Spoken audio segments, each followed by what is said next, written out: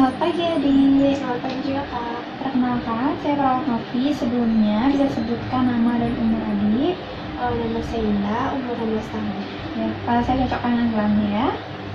Oke, Indah nama tahun benar ya. Jadi Adik, pagi ini Adik ada pemeriksaan fisik dari kepala sampai kaki. Jadi meliputi seluruh bagian tubuhnya Adik. Yang tujuannya untuk mengetahui status, standar, dan juga masalah kesehatan Adik dari kepala sampai kaki.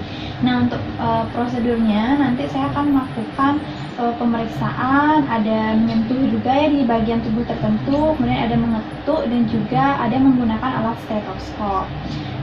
Bagaimana? Apakah Adik bersedia? Bersedia Kak. Oke, baik. Untuk menjaga privasinya Adik, saya akan menutup sampiran dan juga menutup pintu.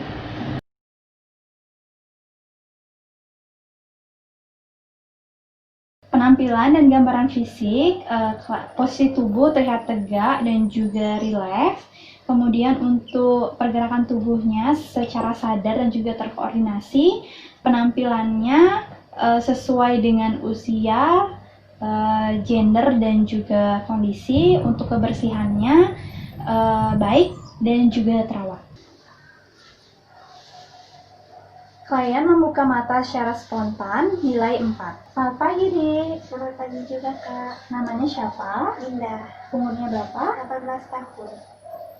Klien memiliki respon verbal yang baik, nilai 5. Adik bisa angkat tangannya? Bisa. Coba. Oke, bagus. Saya turunkan lagi. Bisa tekuk lututnya. Oke, bagus. Turunkan. Klien dapat mengikuti perintah dengan baik, nilai 6. Tingkat kesadaran pasien kompos mentis dengan nilai E4, nilai V5, dan juga nilai N6. Sekarang kita ukur berat badannya Adik ya. Silahkan berdiri di atas timbangannya. Oke, kaki udah di tengah-tengah. Adik silahkan menghadap ke depan, lurus ke depan. Ya. Oke, berat badannya 55 ya Adik. Sekarang kita akan ukur tinggi badannya Adik. Silakan Adik menempel di dinding ini, hadap ke sana. Semua bagian badannya menempel ya, kaki, lengannya, kepala juga. Oke, bagus.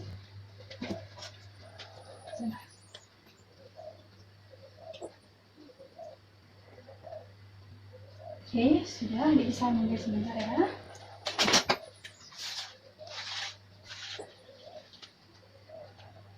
Oke. Tinggi badannya Adik 160 ya. Setelah mengukur tinggi badan dan berat badan pasien, didapatkan indeks massa tubuh pasien dihitung dengan cara berat badan dalam kilogram dibagi tinggi badan dalam meter kuadrat. Berat badan pasien 55 kg dan tinggi badan pasien 160 cm atau 1,6 meter kita kuadratkan menjadi 2,56. Kemudian 55 dibagi 2,56 mendapatkan hasil 21,48 yang termasuk ke dalam klasifikasi normal. Sekarang saya akan ukur lingkar lengan atasnya aja ya. Saya lipat badannya sedikit. Jadi bisa lipat tangannya.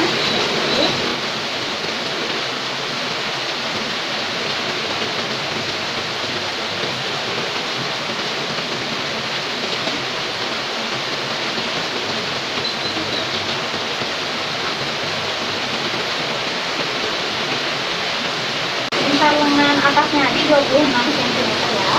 Dari hasil pengukuran lingkar lengan atas, kita dapat menginterpretasikan status gizi berdasarkan persentase lila. Di mana rumusnya yaitu hasil pengukuran lila yakni pada pasien 26 cm dibagi standar lila pada perempuan yakni 28,5 cm kemudian dikali 100% didapatkan hasil 91,2% di mana termasuk ke dalam kategori normal. Sebelum mengukur suhu tubuh menggunakan termometer, pastikan kita sudah mencuci tangan dan juga mensterilkan termometer.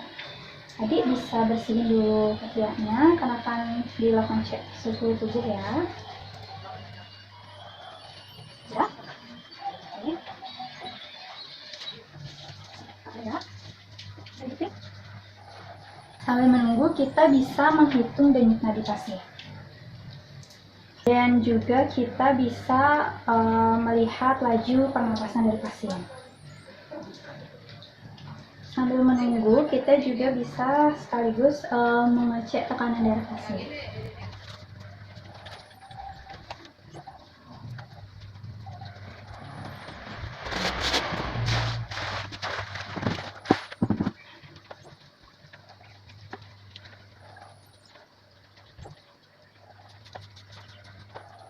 Pemeriksaan tanda-tanda rangsangan otak. Yang pertama, pemeriksaan kaku kudu. Jadi kita letakkan tangan kita di bawah kepala pasien.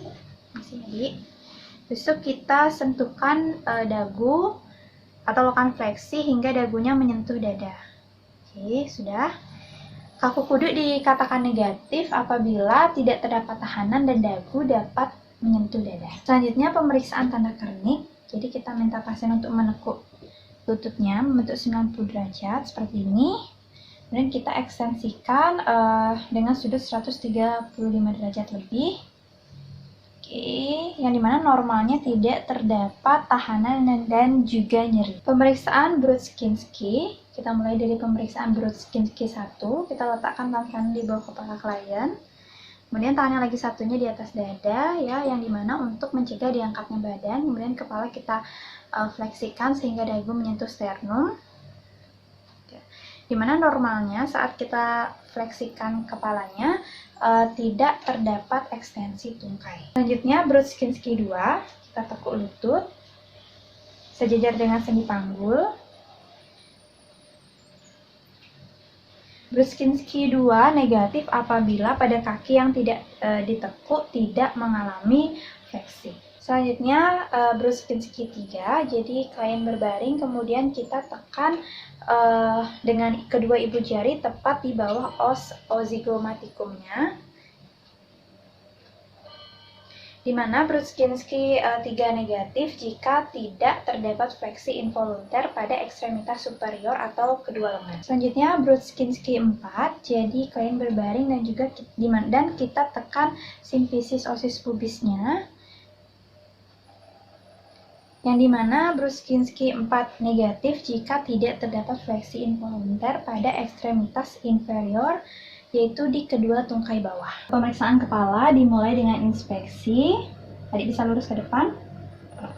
Untuk ukuran kepala normal, bentuknya juga simetris, persebaran rambut merata, dan juga tidak ada lesi. Kemudian akan dilakukan palpasi. Jadi nanti kalau kakak ada sedikit tekan-tekan, kalau ada nyeri adik bilang ya.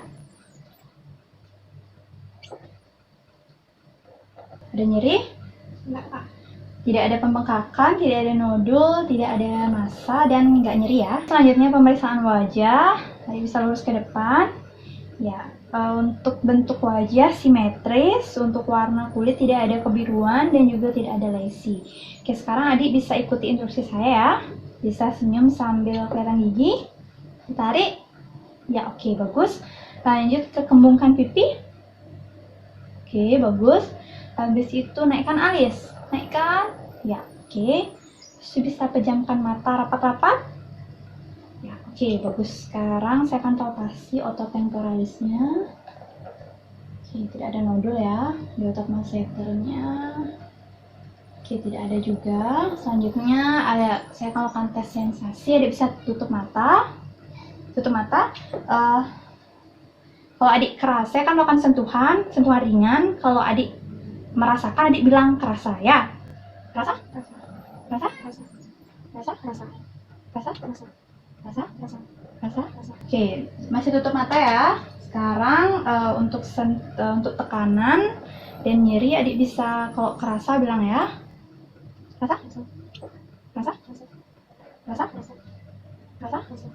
Rasa? Selanjutnya pemeriksaan mata.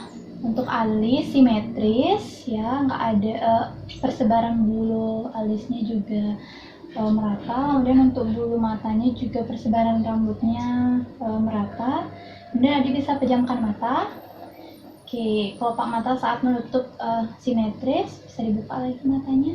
Kemudian untuk saluran air matanya juga tidak ada pembengkakan. Kemudian untuk bola matanya juga simetris. Warna konjungtivanya merah muda, skleranya putih. Korneanya transparan sehingga pupilnya terlihat. Kemudian nggak ada benda asing, tidak ada lesi, tidak ada pembengkakan. Untuk palpebranya juga simetris. Selanjutnya tes refleks kornea. Adik bisa lurus ke depan. Kalian menutup mata saat kornea disentuh, kemudian kita lakukan inspeksi anterior camber dengan pen light. Bisa lihat ke depan. Oke, kemudian terlihat transparan, tidak ada bayangan. Iris mengelilingi pupil, pupil berbentuk bulat dan juga berwarna hitam. Selanjutnya mengetes reaksi pupil terhadap cahaya. Di sini menggunakan pen light dan juga di ruangan gelap. Terlihat pupil mengecil saat disinari dan juga kembali normal setelah cahaya dijauhkan. Oke, adik lihat ya pen light ini. Pupil mengecil saat benda didekatkan dan dilatasi atau melebar saat benda dijauhkan. Selanjutnya evaluasi extraocular eye movement. Jadi lihat ya, ini pen light-nya, ikuti kemana arah geraknya ya.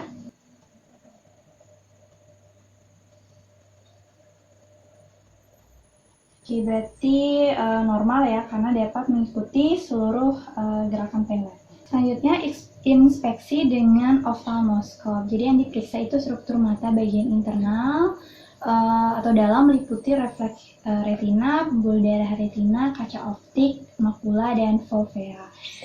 Kita lakukan di kamar gelap dan kita sarankan kalian untuk melihat cahaya oftalmoskop yang kita pegang dalam jarak sepanjang lengan pemeriksa, dan nanti akan tampak fundus pupil warna hijau. Selanjutnya, tes ketajaman visual dengan menggunakan Snellen chart. Jadi yang pertama tuh kita berdiri sejauh 20 kaki atau 6 meter dari pasien. Kita anggap saja sudah 6 meter. Kemudian kita minta pasien untuk menutup salah satu matanya, bisa dengan alat, bisa juga dengan tangan. Bisa ditutup salah satu matanya? Ya, oke, tapi jangan ditekan ya. Oke, kemudian minta pasien untuk menyebutkan huruf dari atas sampai bawah. Ya, jika pasien bisa membaca dengan baik, itu artinya nilainya 6/6. Kita coba ini. E, F, P, Z, L, E, C. Selanjutnya, tes lapang pandang. Kita berdiri sejauh kira-kira 2-3 meter. Kita anggap saja sudah 2-3 meter. Bisa tutup salah satu matanya. Tempelkan sedikit ya. Terus lihat jari saya, pandang mata saya. Kalau masih bisa melihat jari saya, bilang masih. Tapi kalau sudah tidak, bilang ya. Masih bisa lihat? Bisa lihat? Masih.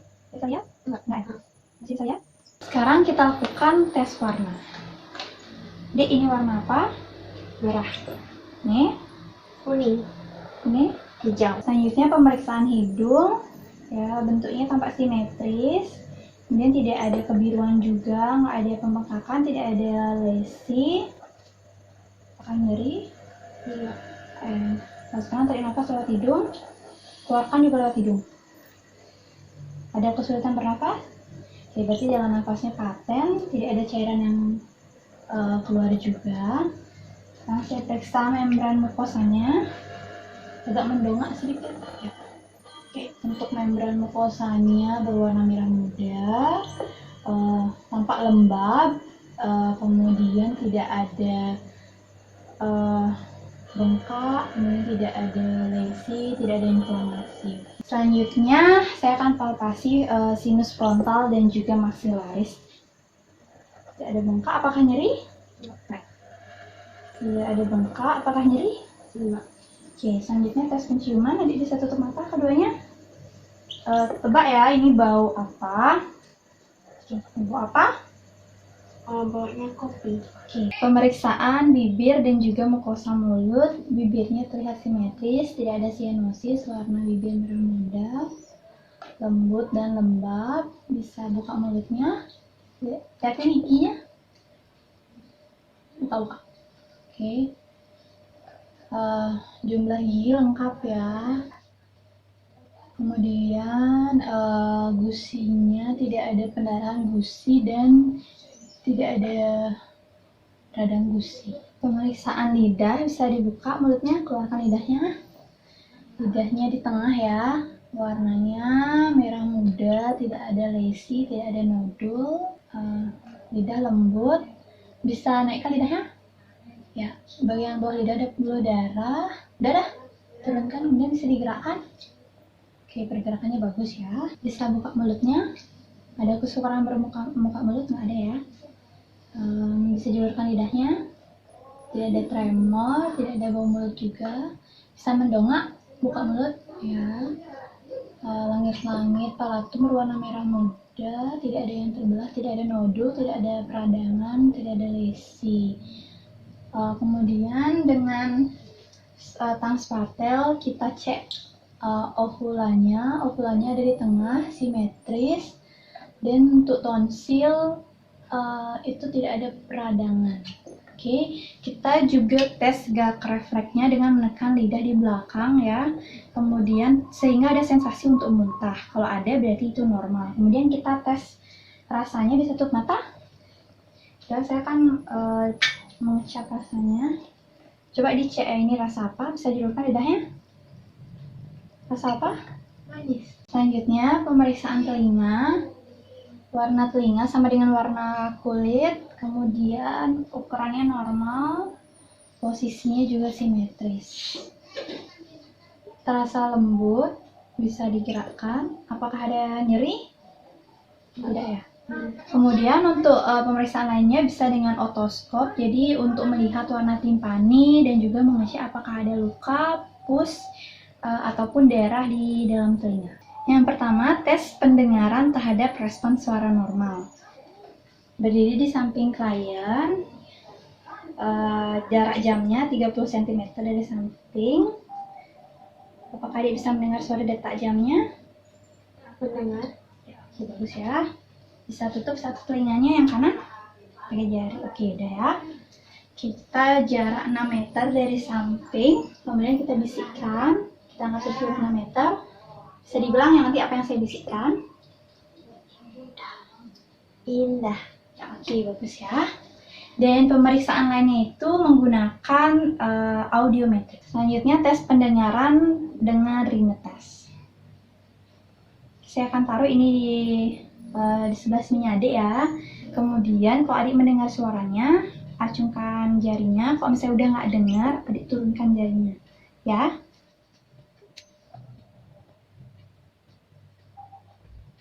Masih dengar?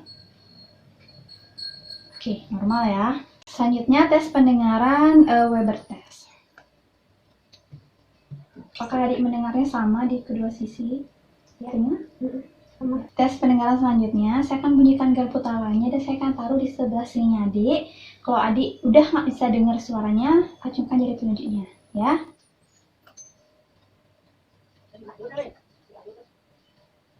Pemeriksaan leher. Lehernya simetris ya, tidak ada lesi, nggak ada pembengkakan juga, kelihatannya nggak ada nodul.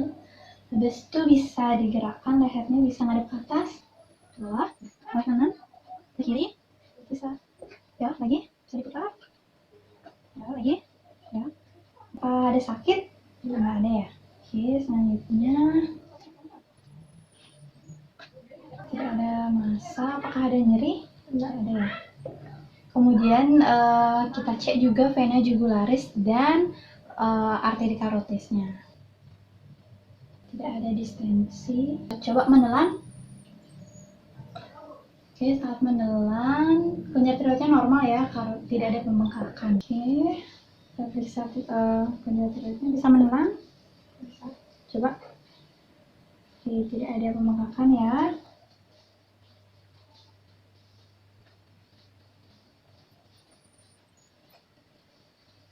Tidak ada pembengkakan kelenjar limfe. Untuk inspeksi kita kaji dulu apakah ada sianosis di daerah bibir, kuku, dan juga kulit pasien. Kemudian kita inspeksi bentuk dan konfigurasi dinding dada. Jadi apakah sipoideusnya ada di tengah, kemudian apakah rongga torak kanan dan kirinya itu simetris, kemudian apakah perbandingan anteroposterior dan transversal 1:2, dan perhatikan juga apakah tulang belakangnya mengalami kelainan seperti skoliosis dan kyphosis. Kemudian perhatikan juga apakah pasien menggunakan otot bantu pernapasan, bagaimana ekspresinya. Kemudian catat juga, kita inspeksi pola dan juga frekuensi pernapasan pasien. Untuk palpasi, kita bisa palpasi pengembangan dinding dada pasien dengan cara kita letakkan tangan di bagian costal margin dengan posisi kedua ibu jari mengarah pada prosesus sigmoideus. Jadi di sini, ya. Kemudian kita minta pasien untuk menarik nafas, lalu menghembuskan nafas. Bisa tarik nafasnya? Hembuskan. Oke, kemudian kita bisa perhatikan pergerakan kedua tangan kita apakah bergerak secara bersamaan atau tidak. Oke, selain kita palpasi dinding anterior, kita juga palpasi dinding posterior dengan meletakkan tangan di punggung bagian torakal 9-10, jadi sekitar di sini. Kemudian kita minta pasien untuk menarik dan menghembuskan nafas. Bisa ditarik nafasnya? Hembuskan. Oke, jadi kita bisa lihat apakah pergerakan kedua tangan kita bersamaan atau tidak. Selanjutnya palpasi taktil fremitus di bagian anterior pasien. Kita minta pasien untuk mengucapkan 99 tiap kali kita memindahkan tangan dan rasakan getaran pada kedua dinding dada pasien. Ucapkan 99 ya, Di. 99, 99, 99. Untuk taktil fremitus di bagian posterior ya, kita minta pasien untuk mengucapkan 99 dan rasakan getaran pada kedua dinding dada pasien. Bisa ucapkan 99 ya, Di.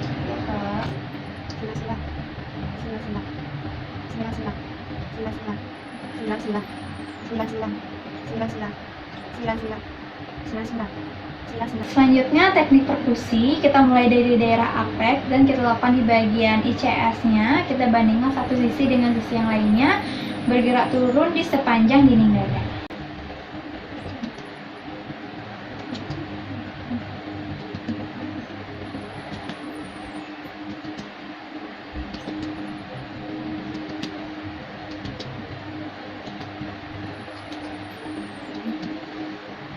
Dilanjutkan dengan melakukan perkusi di bagian posterior.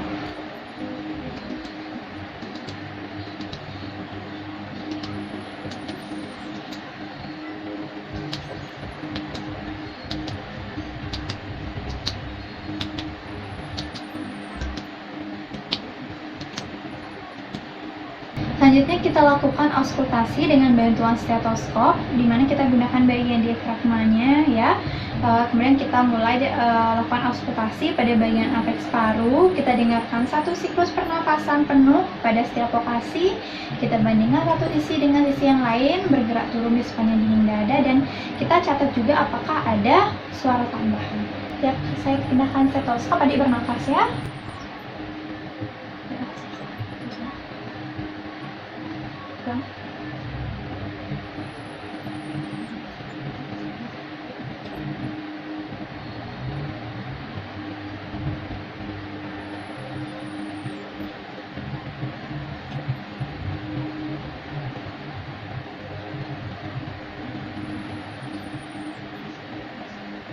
Kita lanjutkan auskultasi pada bagian posterior.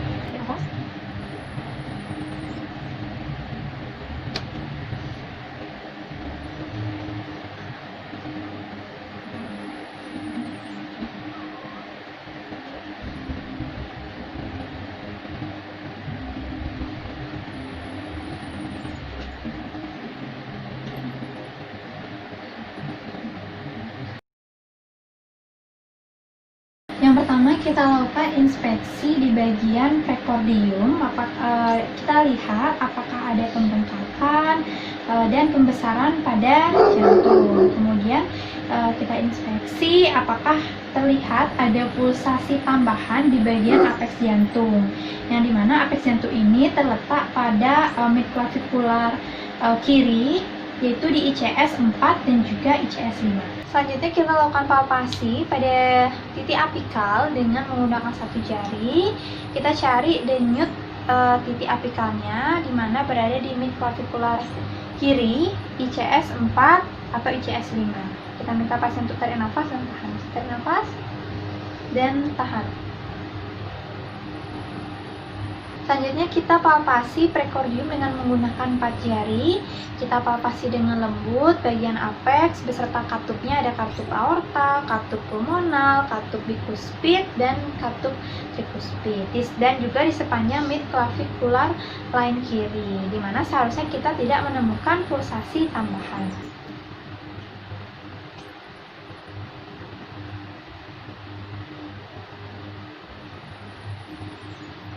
Selanjutnya kita lakukan perkusi, yakni untuk menentukan batas jantung kanan dan juga kiri. Untuk batas jantung kanan, kita bisa tentukan dulu garis mid clavicular kanan, kemudian kita perkusi pada daerah tersebut dan kita tentukan perubahan suara dari sonor ke dullness. Kemudian kita lanjutkan perkusi dari lateral ke medial dan kita tentukan juga perubahan suara dari sonor ke dullness.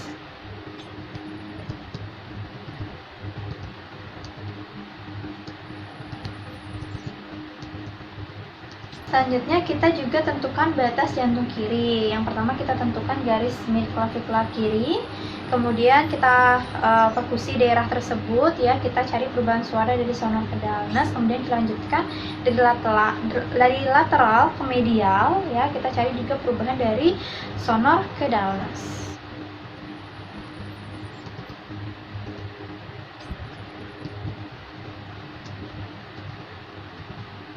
Selanjutnya, teknik auskultasi kita menggunakan stetoskop. Jadi kita dengarkan suara di keempat katup jantung dengan diafragma stetoskop, kemudian kita switch atau kita ganti dengan bagian belnya.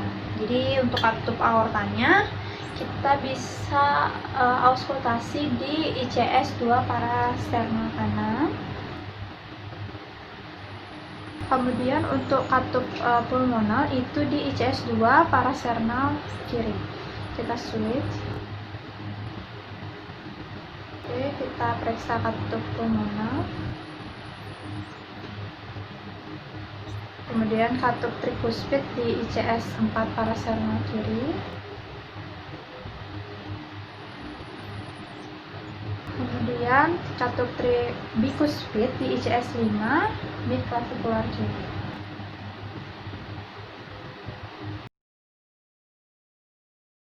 Saat melakukan inspeksi, kita posisikan pasien dalam posisi duduk, kemudian kita buka baju pasien dan kita lihat kesimetrisan bentuk payudaranya antara kanan dan kiri, kemudian lihat juga kulitnya apakah ada kemerahan, apakah ada massa, ada penonjolan, retraksi ataupun lesi.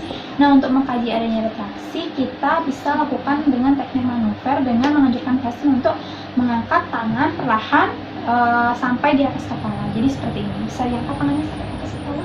Selanjutnya kita periksa bagian areola. Jadi kita lihat kesimetrisan bentuk dan juga warnanya. Kemudian di bagian puting kita kaji apakah ada kerak, ada luka, kemudian apakah terdapat keluaran seperti darah atau keluaran lainnya. Kemudian untuk di bagian aksila atau ketiak, kita kaji pada daerah ketiak dan juga daerah supraklavikulanya, dan kita kaji apakah terdapat bengkak, penonjolan, perubahan warna, ruam kulit, dan juga tanda-tanda infeksi.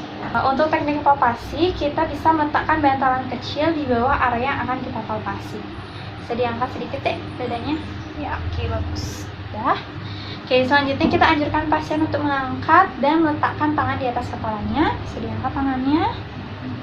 Oke, kemudian kita gunakan bantalan 3 jari dan buat pergerakan memutar pada payudara. Palpasi secara ringan, sedang, dan dalam di setiap lokasi. Untuk pola palpasinya ada 3, yakni yang pertama vertical strip, yaitu kita palpasi dari atas ke bawah, ke atas ke bawah. Kemudian untuk spoke on heel pattern, jadi itu seperti jeruji, jadi dari dalam keluar, dari dalam keluar. Kemudian kalau untuk concentric circle itu dia melingkar ya, jadi dari dalam keluar. Dan kita catat apakah ada massa, ada benjolan, ada pembengkakan di daerah yang kita palpasi. Selanjutnya kita palpasi area areola dan juga nipple. Kita gunakan ibu jari dan jari telunjuk, kemudian kita tekan dengan lembut puting susu dari areola. Kemudian kita catat apakah ada pengerasan atau teraba massa, kemudian adakah keluaran. Kemudian untuk bagian aksila ya, kita anjurkan pasien untuk mengangkat tangan untuk lebih memudahkan pemeriksaan. Kemudian kita palpasi di area medial, lateral, anterior, posterior, dan juga apex aksila. Selanjutnya kita palpasi kelenjar limfe, jadi kita palpasi di bagian supraklavikular, infraklavikular, lateral, sentral aksila, pektoral, dan subscapular. Dan kita kaji apakah terdapat benjolan, massa, dan juga apakah teraba lembut atau keras. Inspeksi abdomen, kita mulai dengan melihat bentuk abdomennya, apakah datar bentukannya atau cekung atau buncit, dan juga kita lihat kesimetrisannya bagian kiri dan juga kanan apakah sama. Kemudian kita juga lihat apakah ada massa dan juga ada pembengkakan. Selanjutnya kita inspeksi bagian pusarnya, di mana normalnya itu berada di tengah, kemudian cekung, dan juga tidak ada tanda-tanda perubahan warna yang abnormal, kemudian tidak ada inflamasi, dan juga tidak ada benjolan. Kemudian untuk kulitnya tersendiri itu dia terlihat lembut, kemudian warnanya juga merata ya, dan juga tidak ada lesi. Selanjutnya kita juga bisa inspeksi turgor kulitnya untuk mengetahui status kesehatan dengan cara mencubit di bagian kulit perutnya. Jika kembali kurang dari 2 detik itu berarti turgor kulitnya normal. Selanjutnya kita auskultasi dengan menggunakan diafragma dari stetoskopnya untuk mendengarkan suara bising usus. Kita mulai melakukan auskultasi dari kuadran kanan bawah, kanan atas, kiri atas, dan juga kiri bawah. Kita hitung apakah frekuensi bising ususnya normal, di mana normalnya itu 5-30 kali per menit. Dan perhatikan apakah suaranya sering terdengar atau jarang terdengar.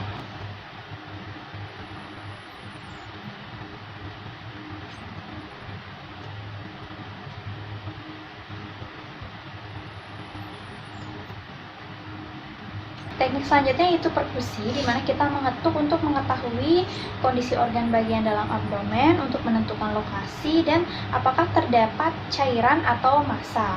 Pengetukan kita mulai dari kuadran kanan bawah, kuadran kanan atas, kuadran kiri atas, dan juga kuadran kiri bawah. Yang dimana normalnya suara yang kita dengar adalah suara timpani.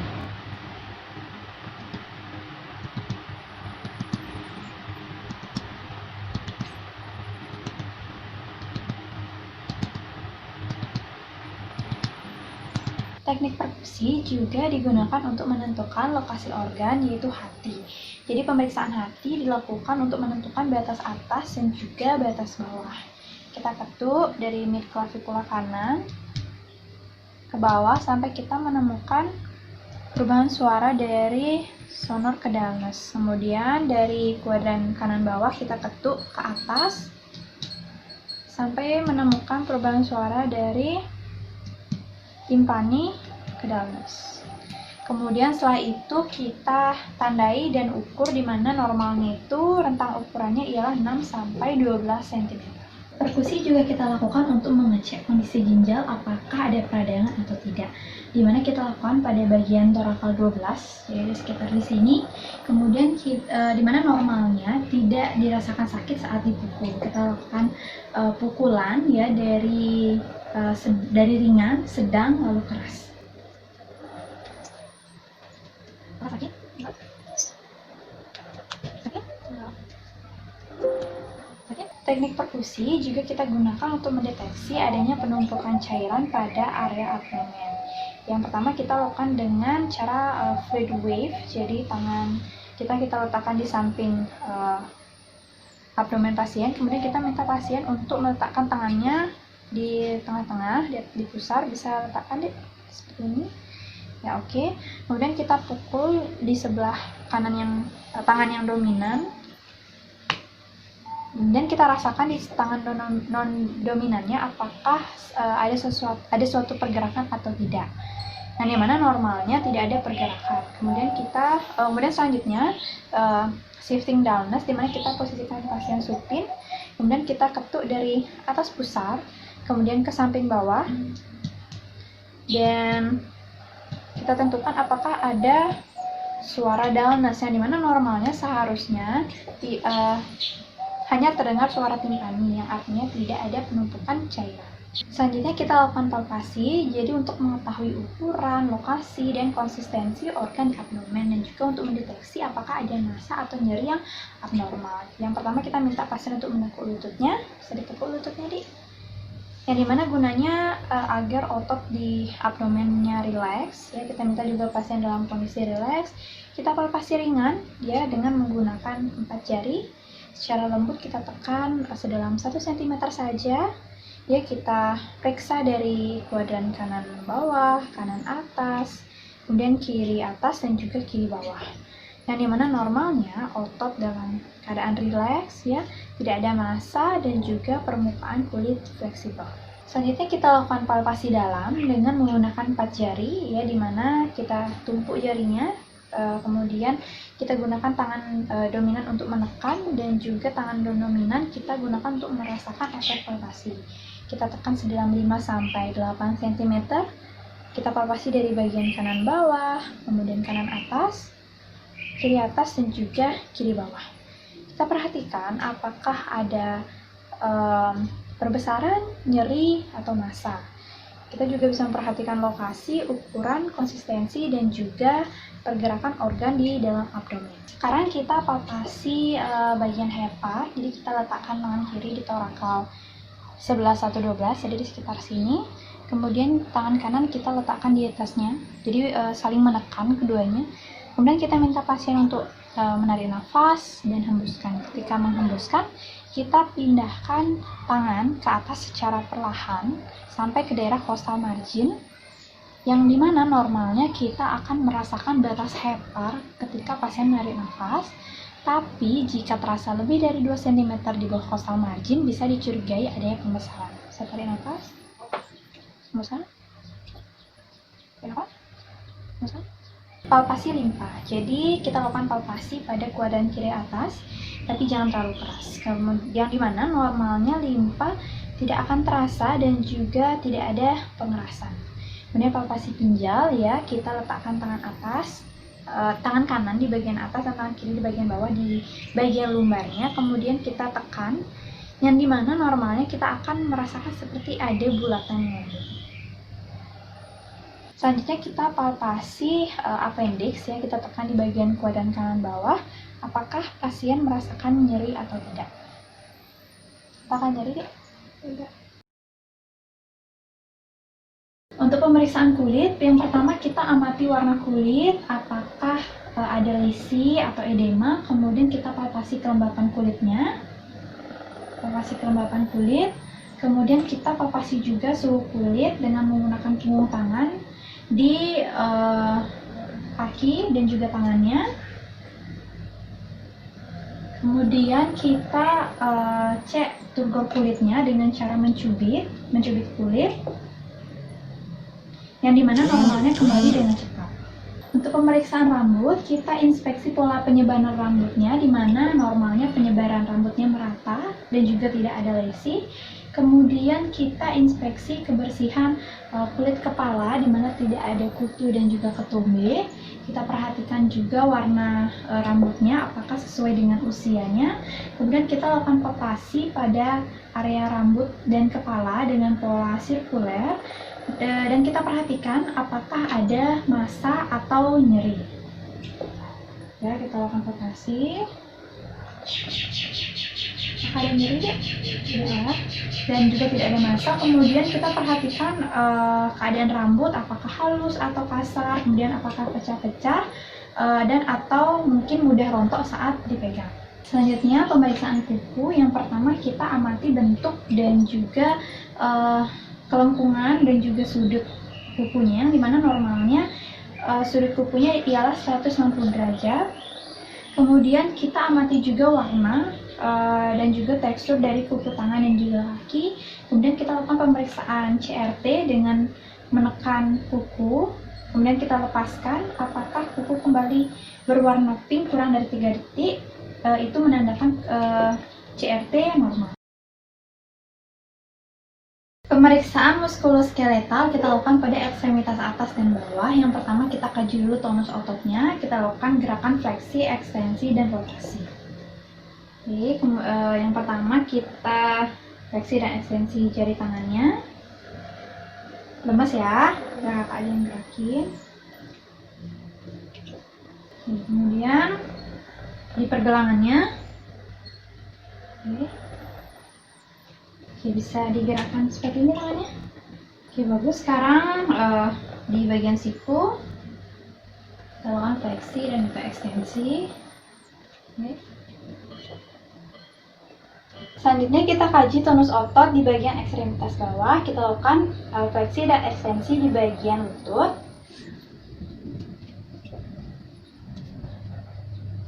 Kemudian di bagian pergelangan kaki. Kemudian kita rotasikan. Selanjutnya kita kaji kekuatan otot pada ekstremitas atas. Saya luruskan tangannya. Saya akan melakukan penekanan, adik tahan ya. Oke, bagus. Selanjutnya bisa ditekuk seperti ini. Saya akan tarik, adik tahan ya. Oke, bagus. Oke, bagus. Sekarang saya akan dorong, adik dorong juga. Oke. Ya, sekarang adik tangannya ngadep ke atas, habis itu adik genggam jari saya. Oke, sekarang adik telapaknya ngadep ke bawah, habis itu adik tahan ya, saya akan lakukan penekanan pada jari. Oke, bisa direnggangkan jarinya, ditahan ya, saya akan mengatupkan jarinya adik. Oke. Selanjutnya kita kaji kekuatan otot pada ekstremitas bawah. Adik saya akan tekan pahanya ke bawah, adik tahan dan bawa ke atas ya. Oke, bagus. Oke. Selanjutnya saya akan bawa ke atas, adik bisa dorong ke bawah. Ya, bagus. Ini. Ya, oke. Bisa ditekuk lututnya. Keduanya. Oke. Saya akan tekan ke bawah, adik tahan. Oke. Sekarang saya akan bawa ke atas, adik tahan ya. Oke. Oke, saya luruskan lagi. Dan saya akan tekuk kakinya ke sana, adik bisa tahan ya. Ya. Oke. Oke, sekarang saya akan bawa ke sini, adik bisa dorong. Oke. Selanjutnya kita kaji refleks fisiologis pada ekstremitas atas meliputi refleks triceps, biceps, dan brachioradialis.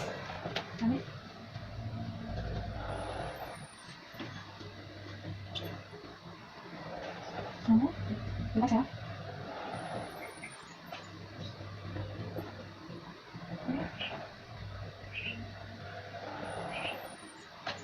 Selanjutnya kita lakukan refleks fisiologis pada ekstremitas bawah, yaitu refleks patella dan refleks Achilles.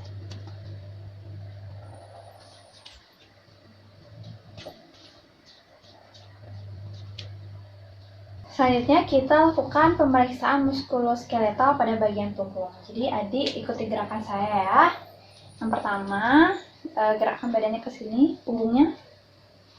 Ke sini. Ke depan, ke belakang, kemudian rotasikan kanan dan kiri.